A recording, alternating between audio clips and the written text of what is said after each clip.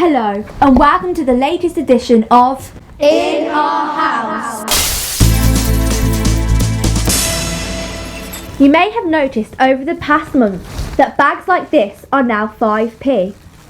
This charge applies to shops with over 250 staff members.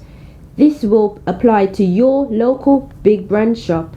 This charge is coming in to cut pollution and help encourage recycling. Smaller supermarkets don't have to charge, but they can if they want to. In 2014, there were over 7.64 billion bags handed out in supermarkets. That's 133 bags for each person. The government hopes that the money raised will go towards good environmental causes. Because of this, the government hope to see an 80% reduction in plastic bag use. You've no doubt seen this poster in your local supermarket. In a survey, 62% of adults in England have agreed that the 5p charge is reasonable. We went to find a carrier bag to see what her opinion was. Let's hope you handled it carefully. Adults have their opinions, but what about carrier bags? We went along to find one. Hello? Hello? Hello? Hello? Hello? Hi, I'm Carrie the carrier bag. People just walk past me and they don't care. There's 7.4 billion of us around here, but we don't know where to go. And unfortunately, sometimes you get eaten by animals, which is really bad for us, but even worse for the animals. I hope with the new changes, me and my friends will be used more and we're not discarded like we are today. Because at the moment, all we do is just get kicked around.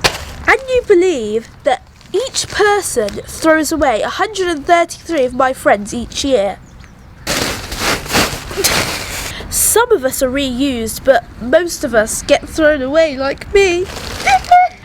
Now that people are going to pay for us, I hope that we'll be looked after a lot more than we are now. Ow! Ow! Oh, we should have got rid of these bags years ago. That really hurt. Let's hope the government is right in reducing the menace in plastic bags. AJ Lindo, TNT News, getting drastic with the plastic. You've no doubt seen this poster in your local supermarket. Regular viewers will know that we have been following Joe Fraser, GB gymnast, in his gymnastics. Today we will see Joe's mates in action.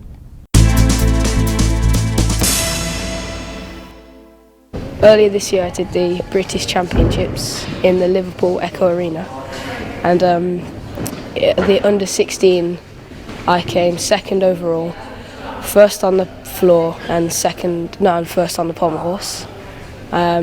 Made the Masters final where I competed against gymnasts like Lewis Smith and Max Whitlock, and I did the English Championships. It was an under 17 competition and I came third all round, first on the pommel horse. And in 2 weeks I've got the UK School Games, which is at Manchester, and I'll be competing for England there. So I'm looking forward to that.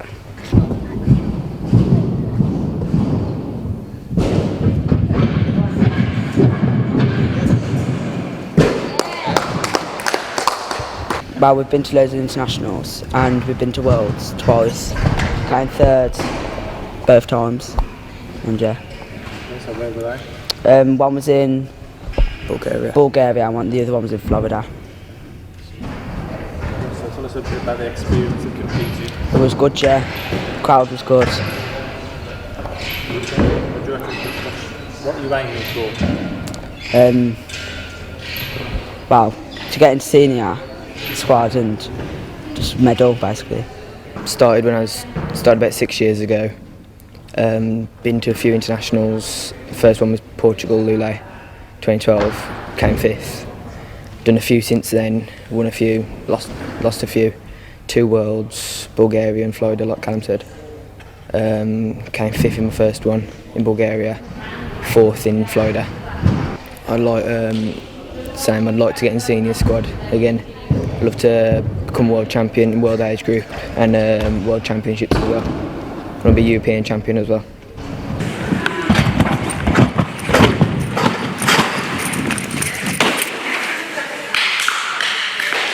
Well, my main aim at the moment is to do the European Championships next year in Switzerland. So every competition that I do, it's working towards that and just trying to improve my routines. How much time and effort goes into it? I train every day, 4 hours each day. Sunday, day off. It's quite difficult to juggle with school and things because I go to school in Wolverhampton, so I have to come down, travel every day.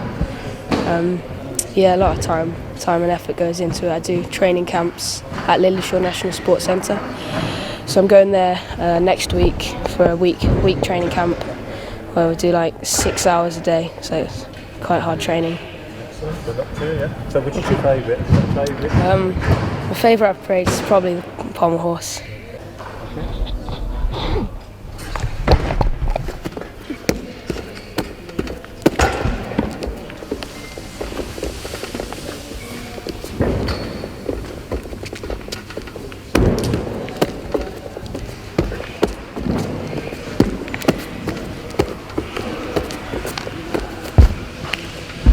I'm so sorry. Well, I was at Tamworth Olympics Gymnastics Club and he said I was quite good, so I came to here and I've done competitions, came second twice and third once. I want to become an Olympic gymnast. Tell us about yourself then, sorry. I used to be a cheerleader and I used to train at Urban Tricks Academy. I stopped for a bit and I just took some time to do a bit of dancing as my hobby.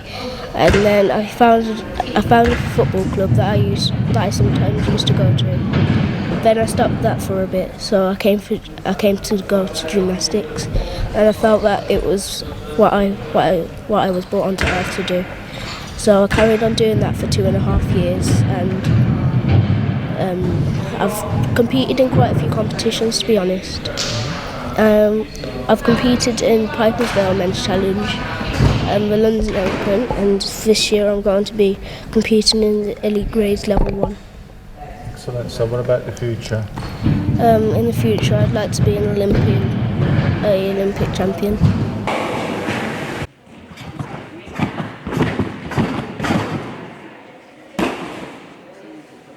Photo challenge!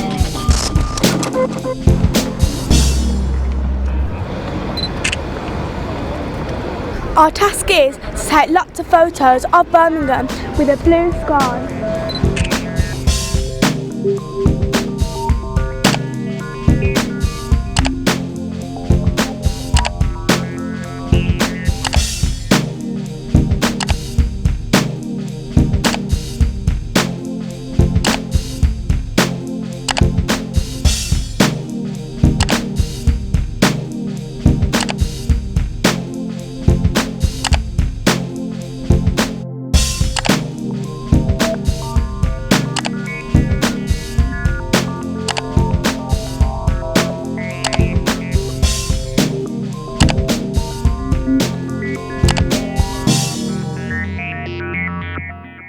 And now for this week's spelling mistakes.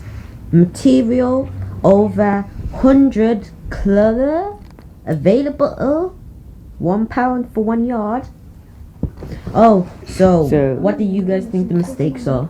I guess One's available, but then I'm a bit confused about what that one's supposed to be. it's probably colour. Yeah. So available. Over 100 colour. Isn't there meant to be an A there? Yeah, There should be an S as well. Colours, not colour. that is also correct. Yeah. So it should say material over 100 colours available £1 for 1 yard.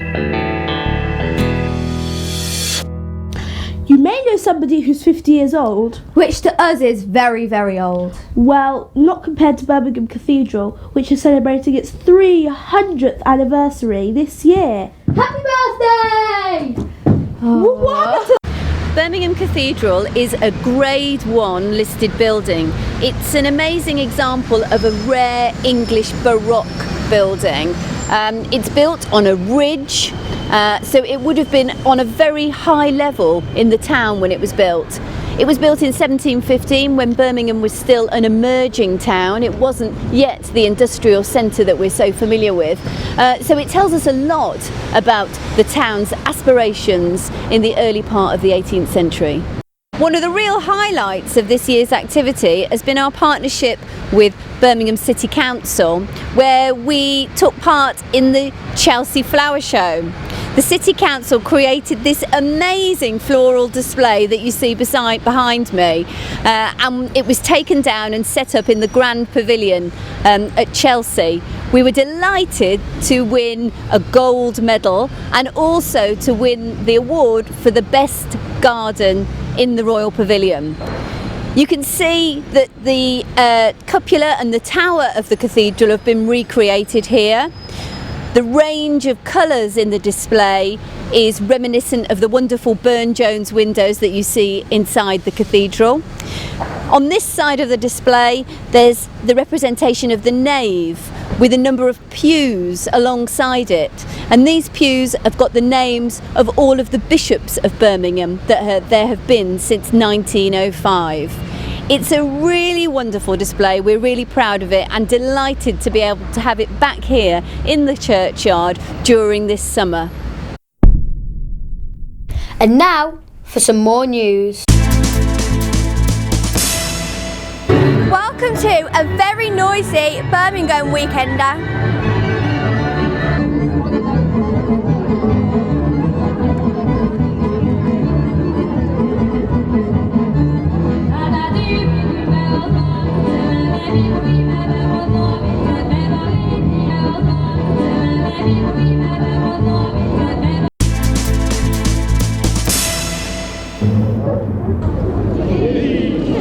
Are we ready to give it a go? Yeah. Alright. Toyate waka. Ha toyate waka. Ha toyate waka. Ha toyate waka.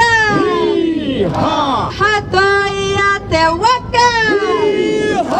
Ha toyate waka. Ha kume akiyuta.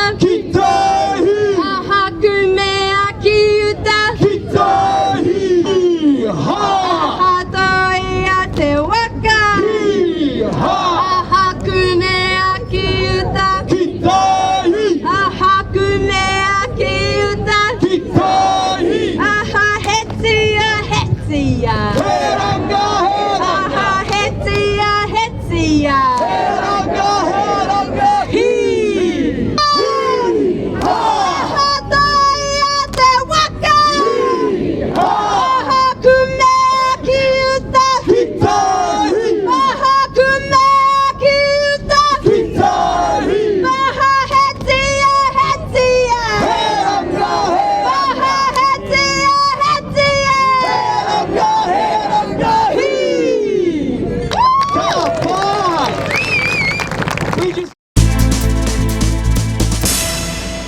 This is a world record breaker. This vehicle broke the world land speed record in 1938 at 0 to 400 miles per hour in 3 minutes and 30 seconds. 70 years ago, that would have been fantastic. This car again broke the record in 1947. Here it is.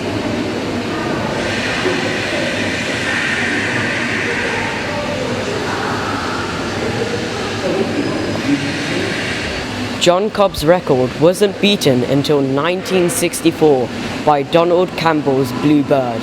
Here you can see the body has been raised, just so you can see the engine inside, and you would see where the driver would have his cockpit view and where the wheels would fit into the body.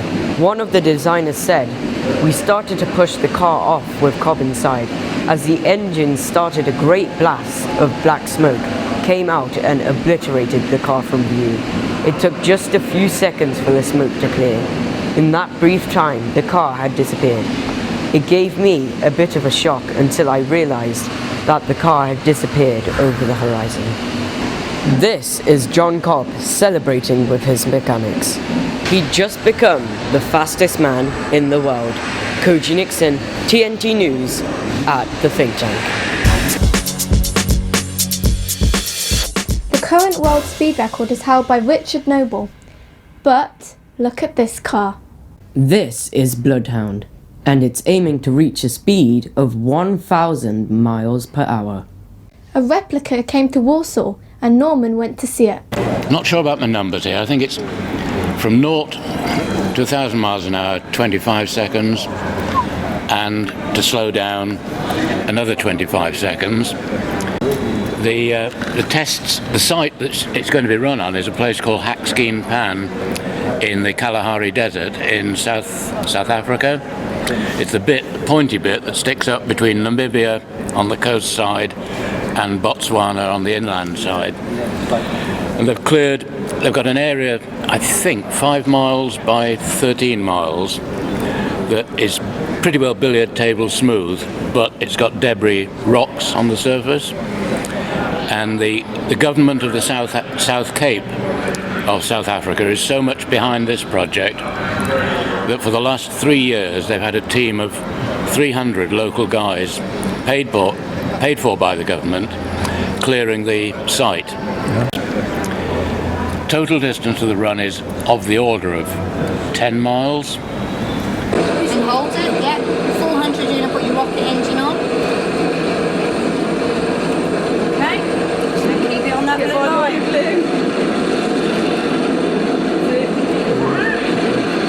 Slowly, go back the other way. Get your foot on the brake. Keep going. Okay, coming up to the measure more, this is the important bit now. Okay, foot off the accelerator. Rear brake on, don't put your brakes on. 200, you can put your left foot on the pedal. So that'll be your brake. No. Go on. And then try and stop by the refuelling guys. We've got 12.5 miles of desert, and stopping is not optional. It's got 3 ways of slowing it down. The moment he lifts his foot off the throttle, the aerodynamic drag will actually decelerate him at a rate of about 3G. So he's going to be hanging forward in his straps, weighing 3 times his normal body weight. As the speed comes down, the drag reduces as the square of the speed. So when it gets down to about 800 miles an hour, air brakes will open up, and they're rather like something like that, that is just an access door to get into the model.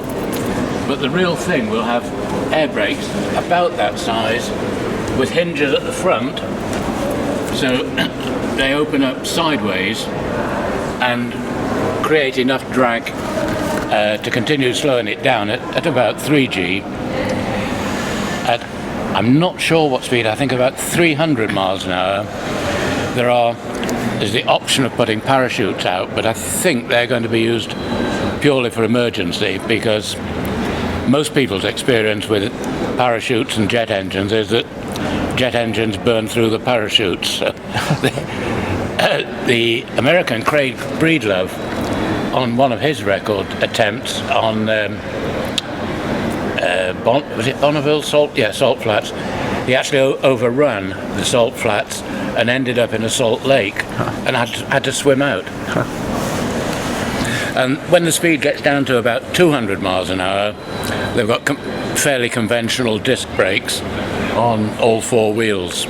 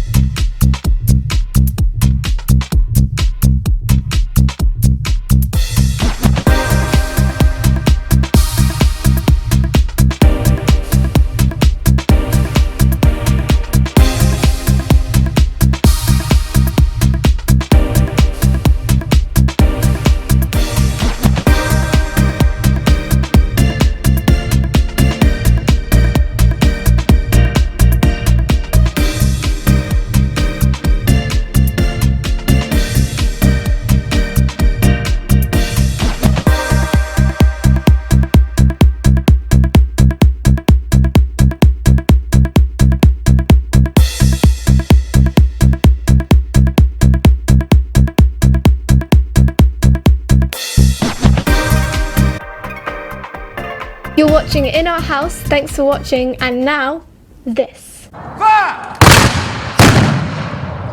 March on! March on! March on! Love your muskets! Roll your swords! Charge your pikes! Look what's dressed out! March on! Dress to the centre! Dress to your centre! Point stand! Musketeers, march on! Hello, I'm here at Aston Hall with the Sealed Knot Reenactment Group to find out what exactly happened here during the English Civil War. Now, Aston Hall was built to reflect the wealth and influence of Sir Thomas Holt at the time. Sir Thomas was a personal friend of King Charles I and allowed the King to stay at Aston Hall on the evening of the 18th of October 1642, just before he lost the Battle of Edge Hill during the Civil War.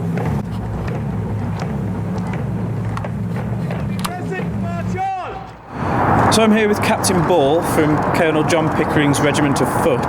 Just tell me a bit more about it. We're here today at the behest of Birmingham City Council to try and bring awareness to everything that happened at Aston Hall in 1643 and its importance in the English Civil Wars as a whole. And hopefully, over the coming years, we can grow that significance and expand on what we're doing today and make it a bigger event. In December 1643, Aston Hall was hastily garrisoned by some troops from Dudley Castle. We believe it was 40 musketeers who took control of the house to defend it from the outlying Parliament garrisons. Earthworks were dug and erected in the grounds for siting of cannon. And in December 1643, the house was attacked by over 1,000 troops raised from the Coventry garrison in the Army of Parliament. And apparently, after 3 days of siege, the house surrendered and the house was taken by Parliament. And as you can see here at Aston Hall, the parliamentarians certainly made their mark, especially on the staircase, where a stray cannonball from the Parliamentary Army actually came through one of the windows and smashed the staircase, as you can see here. Check your scouring stick. Present your piece. Prepare to give fire. Give fire!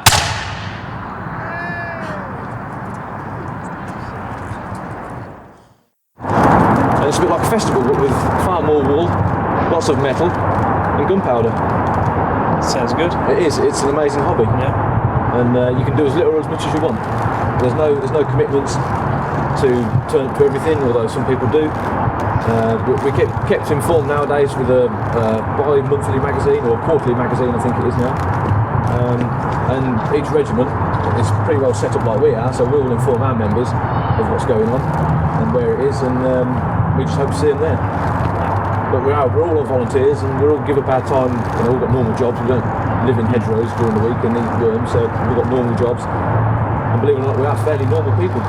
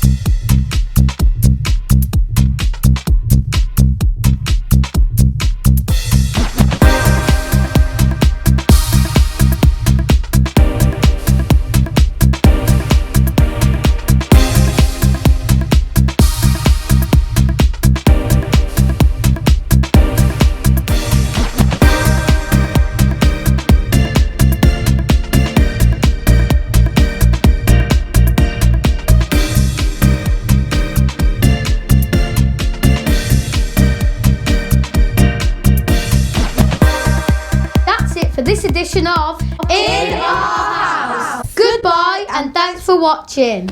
He told me to say that. No, he didn't.